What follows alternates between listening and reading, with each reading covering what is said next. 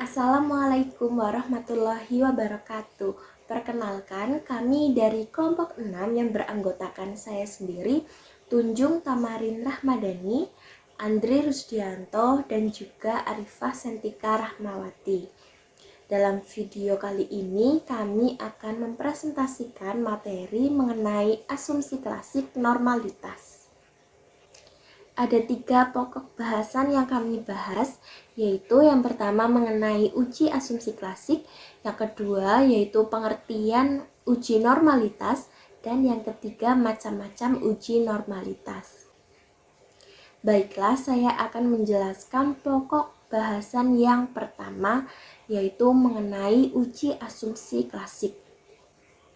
Uji asumsi klasik merupakan persyaratan statistik yang harus dipenuhi pada analisis regresi linier berganda berbasis ordinary least square atau OLS. Analisis regresi yang tidak berdasarkan OLS tidak memerlukan persyaratan asumsi klasik, misalnya yaitu regresi logistik atau regresi ordinat. Tidak semua uji asumsi klasik harus dilakukan pada analisis regresi linier. Contohnya seperti pada uji multikolinearitas dan autokorelasi. Uji asumsi klasik tidak perlu dilakukan untuk analisis regresi linier yang tujuannya untuk menghitung nilai pada variabel tertentu. Uji asumsi klasik merupakan terjemahan dari Classical Linear Regression Model atau CLRM yang merupakan asumsi dalam analisis regresi linier dengan OLS. CLRM juga biasanya sering disebut dengan the Gaussian Standard yang sebenarnya terdiri dari 10 item. Ke-10 item tersebut diantaranya yaitu yang pertama asumsi 1 linear regression model, kemudian asumsi 2 values are fixed in repeated sampling, kemudian asumsi 3 zero mean value of disturbance, asumsi 4 homoscedasticity or equal variance of mu e, kemudian asumsi 5 no autocorrelation between the disturbance, kemudian asumsi 6 zero covariance between mu e and xe, asumsi 7 the number of observation and mass than the number of parameters to be estimated, kemudian asumsi 8 variability in x values, asumsi 9 the regression model is correctly specified, asumsi 10 there is no perfect multicollinearity. Baik, selanjutnya adalah pengertian uji normalitas. Uji normalitas adalah uji untuk melihat apakah nilai tersebut berdistribusi normal atau tidak. Uji normalitas bukan dilakukan pada masing-masing variabel, tetapi pada nilai residualnya. Pengertian normal secara sederhana dapat dianalogikan dengan sebuah kelas. Dalam kelas siswa yang bodoh sekali dan pandai sekali, jumlahnya hanya sedikit dan sebagian besar berada pada kategori sedang atau rata-rata. Jika kelas tersebut bodoh semua, maka tidak normal atau sekolah luar biasa. Dan sebaliknya, jika suatu kelas banyak yang pandai, maka kelas tersebut tidak normal atau merupakan program kelas unggulan. Pengamatan data yang normal akan memberikan nilai ekstrim rendah dan ekstrim tinggi yang sedikit, dan kebanyakan mengumpul di bagian tengah. Demikian juga nilai rata-rata, modus, dan median relatif dekat. Macam-macam uji normalitas. Yang pertama ada uji Lilliefors. Metode Lilliefors menggunakan data dasar yang belum diolah dalam tabel distribusi frekuensi. Data ditransformasikan dalam nilai Z untuk dapat dihitung luasan kurva normal sebagai probabilitas kumulatif normal. Probabilitas tersebut dicari bedanya menggunakan probabilitas kumulatif empiris.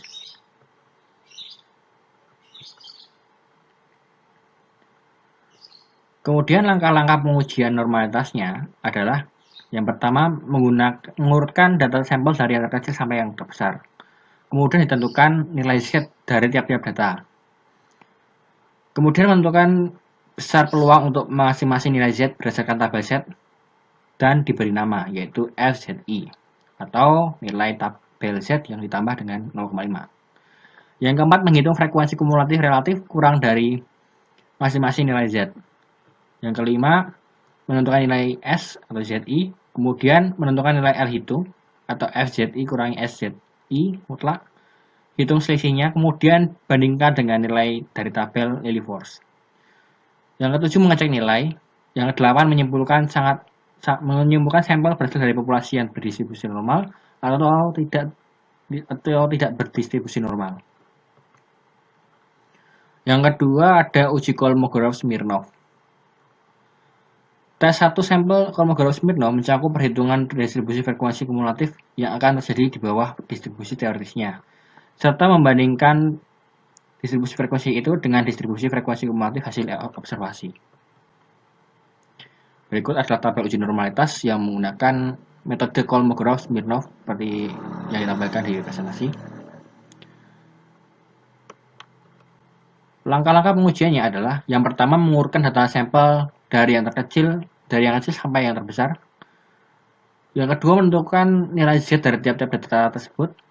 Yang ketiga, menentukan besar peluang untuk masing-masing nilai Z berdasarkan tabel Z dan diberi nama Fx sama dengan nilai tabel Z ditambah 0,5. Yang keempat, menghitung frekuensi kumulatif relatif kurang dari masing-masing nilai Z. Tiap-tiap frekuensi kumulatif dibagi dengan N, disebut dengan Sx, menggunakan nilai dihitung yang terbesar. Yang kelima, menentukan nilai dihitung dari Fx dikurangi Sx. Hitung selisihnya, kemudian bandingkan dengan nilai L tabel dari tabel Kolmogorov-Smirnov. Kemudian, jika dihitung kurang dari tabel, maka sampel berasal dari populasi yang berdistribusi normal.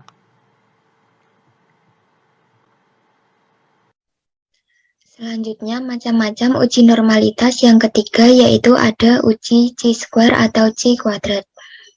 Dalam melakukan uji kecocokan akan dibandingkan antara frekuensi hasil yang sebenarnya diamati dengan frekuensi yang diharapkan berdasarkan model yang diandaikan. Dan untuk ini digunakan rumus chi kuadrat sama dengan OI min EI kuadrat per EI. Untuk nilai I sama dengan 1 sampai dengan I sama dengan K. Di mana OI sama dengan frekuensi hasil pengamatan pada klasifikasi KI, EI sama dengan frekuensi yang diharapkan pada klasifikasi KI, chi kuadrat sama dengan nilai dari chi square, dan K adalah banyaknya kategori. Nah, adapun langkah-langkah uji normalitas dengan menggunakan chi kuadrat antara lain yaitu yang pertama, menentukan jumlah kelas interval. Ditetapkan menjadi 6 kelas sesuai dengan 6 bidang yang ada pada kurva normal. Seperti gambar di bawah, bahwa kurva normal baku yang luasnya hampir 100% dibagi menjadi 6 bidang berdasarkan simpangan bakunya, yaitu 3 bidang di bawah rata-rata dan 3 bidang di atas rata-rata. Kemudian yang kedua, menentukan panjang kelas interval. Panjang kelas sama dengan data terbesar dikurangi data terkecil dibagi 6 atau jumlah kelas interval.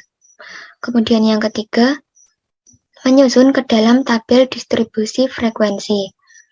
Kemudian yang keempat, menghitung frekuensi yang diharapkan atau FH. FH sama dengan prosentase luas bidang kurva normal dikali jumlah data observasi atau jumlah individu dalam sampel. Kemudian yang kelima, memasukkan harga-harga FH ke dalam tabel kolom FH, sekaligus menghitung harga F0 min FH kuadrat dan F0 min FH kuadrat per FH, sama dengan chi kuadrat. Kemudian yang keenam, membandingkan harga chi kuadrat hitung dengan chi kuadrat tabel. Apabila chi kuadrat hitung kurang dari chi kuadrat tabel, maka data berdistribusi normal. Signifikansi uji nilai chi kuadrat hitung dibandingkan dengan chi kuadrat tabel atau chi square. Jika nilai chi kuadrat hitung kurang dari chi kuadrat tabel, maka HO diterima dan HA ditolak. Jika nilai C kuadrat hitung lebih besar dari nilai C kuadrat tabel, maka HO ditolak dan HA diterima.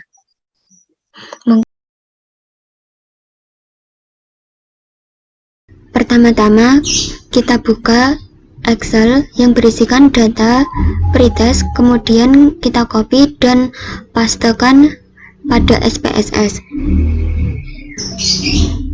Setelah itu, klik variabel view. Untuk namanya kita ubah menjadi pretest kelas 10 jasa boga A, dan untuk labelnya kita beri nama juga pretest kelas 10 jasa boga A. Setelah itu, klik data view, kemudian klik analyze, pilih non-parametric test, dan juga legacy dialog, pilih one sample KS, kemudian kita ubah. Setelah itu klik option descriptive, continue, dan juga OK. Akan muncul data seperti berikut yang menunjukkan data berdistribusi normal. Setelah itu, ulangi langkah yang sama untuk post test kelas 10 jasa boga A. Kopikan datanya, kemudian paste ke SPSS. Untuk nama dan juga labelnya diubah menjadi post test kelas 10 jasa boga A.